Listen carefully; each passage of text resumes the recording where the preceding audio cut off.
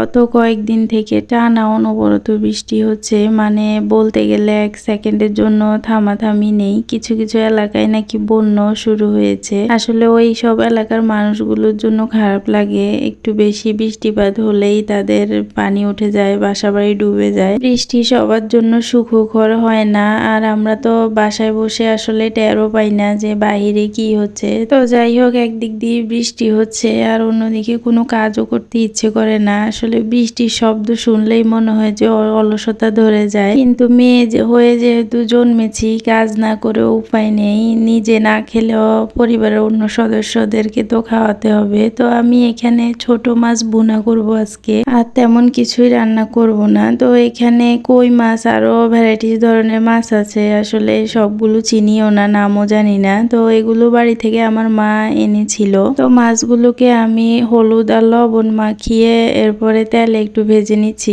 আমরা কুমিল্লার মানুষ তেলে ভাজা ছাড়া মাছ খেতে পারি না। অনেক এলাকায় তেলে ভাজা ছাড়াও অনেকে মাছ খায়। মাছগুলোকে আজকে আমি পেঁয়াজ টমেটো দিয়ে হালকা ঝোল করে ভুনা করব। তো সেজন্য এখানে আমি কাঁচামরিচ, টমেটো আর ধনেপাতা কেটে নিয়েছি। পেঁয়াজটা আগেই কেটে ফেলেছিলাম। তো এরপরে যে তেলটাতে মাছ ভেজেছি সে তেলটাতেই এখন পেঁয়াজ দিয়ে দিলাম। এই ধরনের ছোট মাছগুলো পেঁয়াজ দিয়ে শুকনা করে বা হালকা ঝোল করে ভুনা করে খেতেই ভালো লাগে। এগুলো অন্যভাবে রান্না করলে ভালো লাগে না। কিন্তু আমি রান্না করতেছি আর চিন্তা করতেছি যে আমার বাচ্চারা তো এগুলো খেতে পারবে না। এই মাছগুলোতে সচরাচর অনেক বেশি কাঁটা থাকে, আর আমারও এত কাঁটা বেছে খাওয়ানোর ধৈর্য নেই। আর অনেক সময় দেখা যায় কাঁটা বেছে খাওয়াতে গেলেও 2-1টা কাঁটা থেকে যায়। তো যাই হোক, এখানে আমি মাছগুলোকে ভুনা করে নিচ্ছি। আমরা সচরাচর যেভাবে অন্যান্য মাছ রান্না করি বা পেঁয়াজ টমেটো দিয়ে ভুনা করি সেভাবেই করে নিচ্ছি, এখানে আলাদা করে কিছুই না। তবে মাছগুলোকে একটু সাবধানে নাড়াচাড়া করতে হবে, তা না হলে এগুলো ভেঙে যাবে। দেখতেই পাচ্ছেন আমার মাছগুলো অলরেডি ভেঙে গিয়েছে,